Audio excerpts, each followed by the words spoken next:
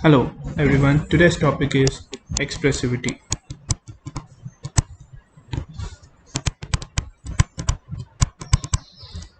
Expressivity. It is an ability of a gene to express itself uniformly in all the individuals of the same genotype. Nothing but, even though all individuals are the same, but their expression levels different or person to person have a variation in them. Nothing but due to the slow phenomena called as a expressivity. Okay, the genes may have uniform or variable expressions. Okay, expressivity is nothing can be defined. It can be defined as a ability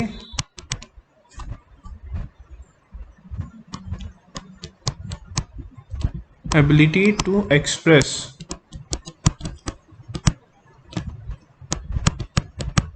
in an individual. Okay, so expressivity. So these are nothing but they have a various types of expressivity. First one, we'll be just going through the uniform expressivity.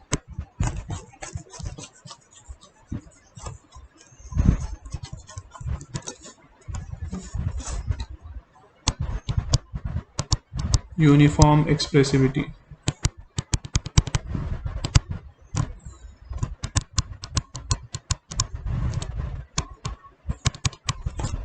The name itself specifies you that a gene expresses itself in all the individuals in which it is present without any changes or the demarcation in them. Okay, and in a Mendel's experiment, as we have seen, all the factors have a uniform expressivity. That's the reason why we are able to get the all characteristics of a parents, all equal expression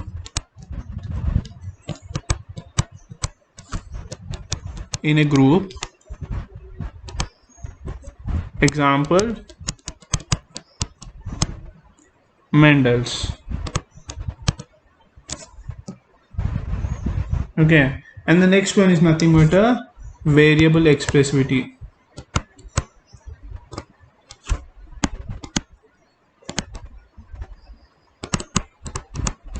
So variable expressivity, this is where all the humans and the individuals change apart. Whereas in the variable expressivity, the genes does not have a similar expression in the genes or may be influenced by a variety of characteristic features and also depends on the individual which possess them. Okay. So in the definition part, you can just write it down: the genes which do not have a similar expression in all the individuals possessing them and have a variable expressivity. The expression of these genes may be influenced by the environment or by a genetic makeup. Variable expressivity, unequal, remember, and it is affected by both environment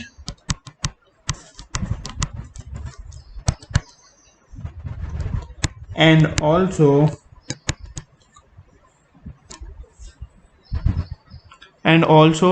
the person or the individual.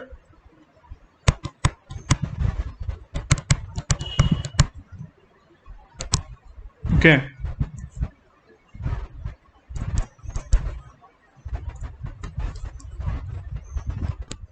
Variable expressivity is being affected by a presence of a complement.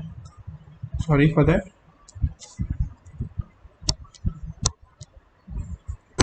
Yeah, variability is being affected by a variety of presence of other genes, such as presence of a complementary genes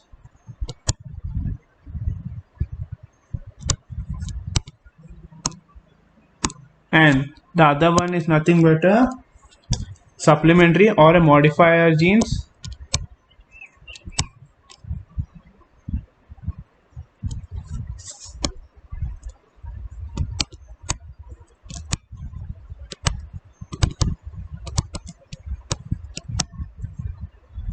Okay, so these are the two genes which affects the presence of a condition or the individual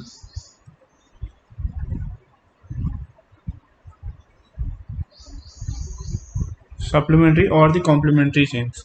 Okay, followed by nothing but the expression will be carried out or will be doing with the certain examples right now. Okay, example number one. Yeah, so here we will be taking an example of a chlorophyll deficiency of lima beans.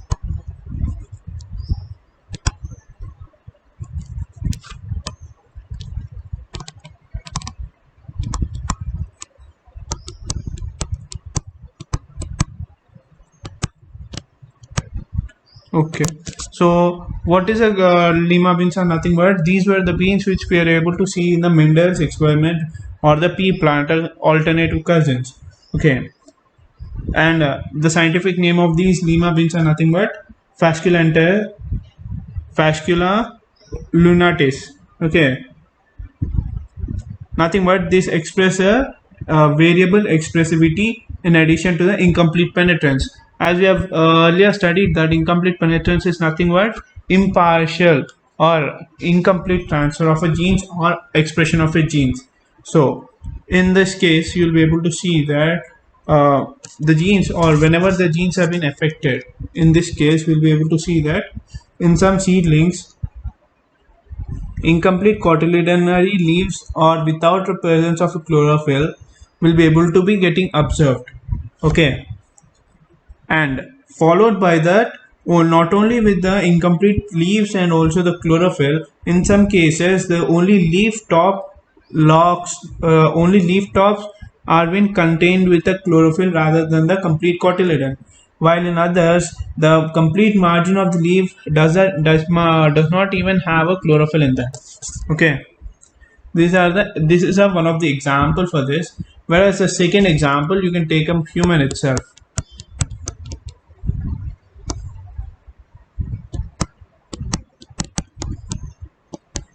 Okay, in the second example we will be taking a man for a polydactyly, nothing but a high number of your fingers or complete extra number of fingers, what you have seen with the Hrithik Roshan or some other celebrities where they'll be having a excess number of fingers in their hands. Okay, we'll just take a example of the polydactyly. Okay, polydactyly is nothing but a extra fingers present on a person, hands or the legs.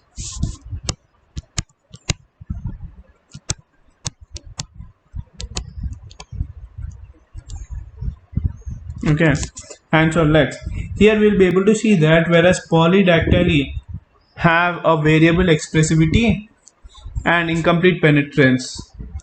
As we'll be just seeing it, I'll just give you a small tree diagram for that. Okay, so nothing but we have said that it is having a variable expressivity along with the incomplete penetrance. So this polydactyly is due to the presence of a P gene, nothing but a dominant gene. The normal conditions will be having a 5 digits or the 5 fingers in their hands, but whereas a person with the abnormal P or presence of a specific gene so called capital P will be affected. In this case, the person having a capital P and a small p will be having a extra finger.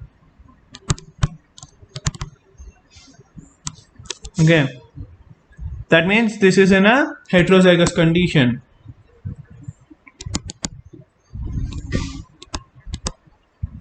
This is in a heterozygous condition, and the person generally does not appear with the nothing but they does not appear with the immediate effect. That means they become a carriers. Okay, and whenever these genes will be involved in a dominant form, nothing but when they undergo PP complete capital P and capital P.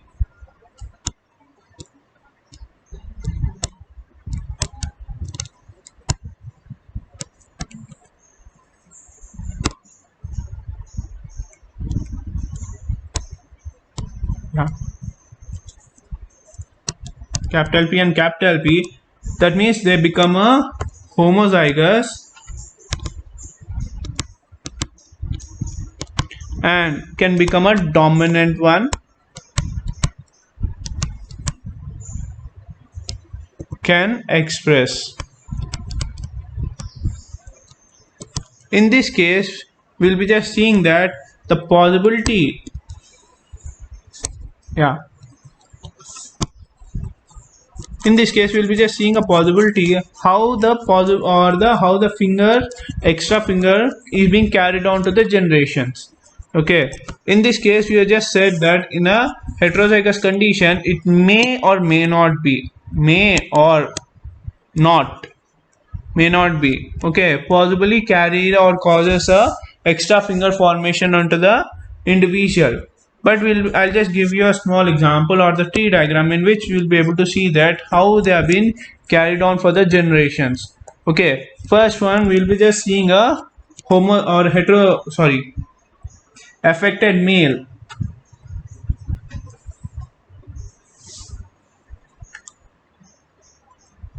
Okay, first one, in the first generation will be having a mother who will be represented with the circle and a father represented with the square. Okay, whenever they have been affected we'll be able to see that always women will be the carriers, followed by that if they have a children, nothing but possibility of both female and a male. We'll be just taking an example of the female. Okay, so this is a female where they have been got into the first generation. When these females have been for women married to the normal male, they'll be resulting in a wide variety of possibilities. In the first case, we'll be seeing a possibility of male and female or completely devoid of having any sort of a carrying formation. On the first case, we'll be seeing it a male and female will be not having any sort of a carrier behavior or looks for the first case. Okay, and this possibility here, this male can be a carrier, as if you remember we have studied that always male X chromosomes come from the mother. The possibility of these getting or grandchildren getting these kind of a possibility is very rare. In this case we'll be seeing it here, we'll be representing the rhombus as a unknown sex. Okay, it may be a male or a female. Okay, this is the one which is being affected.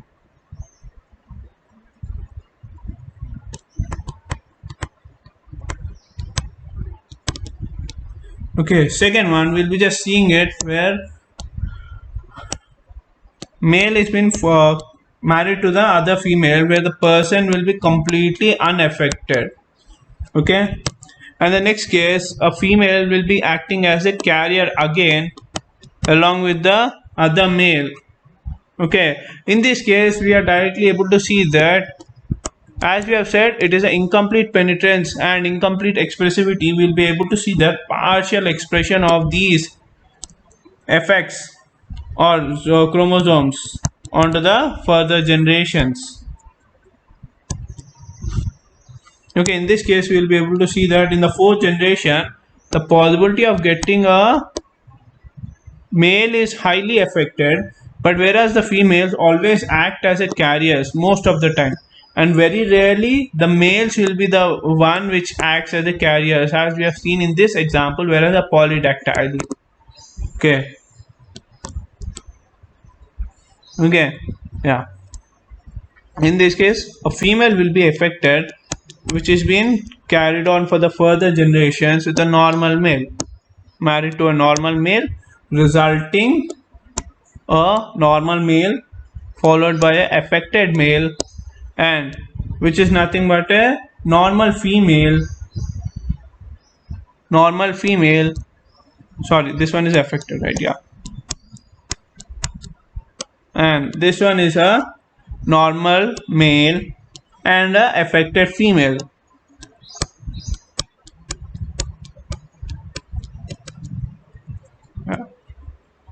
And the next one and the last one is nothing but a affected females.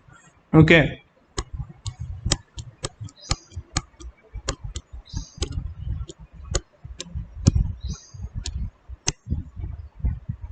Yeah. In this case, we will be able to see that all the affected females might not even give the polydactyly for each and every condition, but rather they might have an individual effect or time taking effect which might be affected in a further generations, not immediately, but in a further generations. Remember that.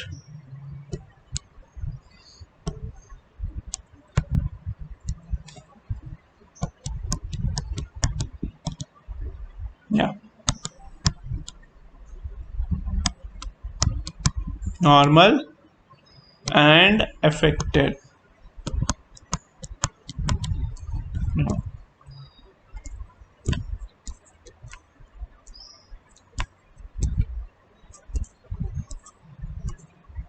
Yeah. As you are able to see here, all the generations here, phenotypes having a extra finger will be represented with the crossed lines, and this shows that the inheritance is incompletely penetrant, and it is sometimes becomes a dominant trait in all the individuals depending on the from the which parent they get it. Okay, nothing but the reason for this, both mother and his child. In this case, we have seen three of his child. In the third generation, we have seen a three of his child have been affected. Nothing but our polydactylis indicates the transmission of these genes are nothing but with the help of a mutation through 3 2 molecule, nothing but a chromosome 3 at the location 2. Okay, this represents an incomplete penetrance, and it is a serious pedigree, serious problem with the pedigree analysis, and it can lead to the incorrectment or incorrect assignments of the affected genes of the genotypes. Nothing but a improper tracking of a genes from the back of these environment.